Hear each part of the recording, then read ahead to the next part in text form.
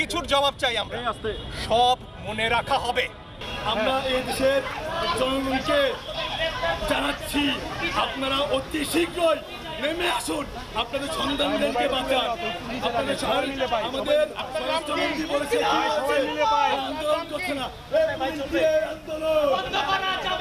খুন করে আন্দোলন দিয়েছি তো রক্ত, রক্তের বন্যায় বেঁচে যাবে অন্যায়।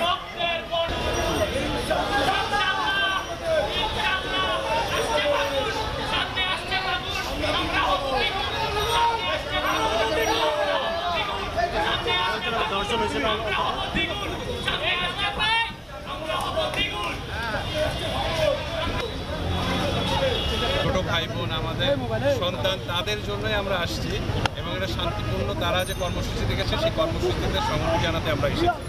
কারণ আমাদের দেশের এখন আইন শৃঙ্খলা বলেন, আমাদের দেশের কোনো কিছুই সহজভাবে চলছে না। আমরা যেটা দেখছি তাদেরকে গুলি করে মারছে, যেটা একজন সাধারণ মানুষ হিসেবে কখনোই আমরা মেনে নিতে পারি না। এটাকে তো মাৎসন্যা ছাড়া কিছু বলার নেই। একজন মানুষ, সে শিক্ষার্থী, কি অপরাধ তার? একটা মিছিলও তারা করেনি, মিছিল করা আমার অধিকার। এসে দাঁড়িয়েছে আমার বোন ভাই, তাদেরকে তুলে নেওয়া হবে কেন? কি অধিকারে? এই সব কিছুর জবাব চাই আমরা, সব মনে রাখা হবে। দেখেন কিভাবে হচ্ছে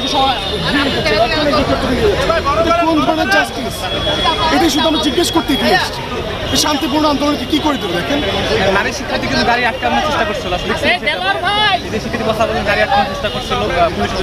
গাড়ি তো এটা তো আপনারা দেখছেন পুলিশ কি করছে, এটা এখন ওপেন সিক্রেট। আমরা শুধু বলতে চাই আপনাদেরকে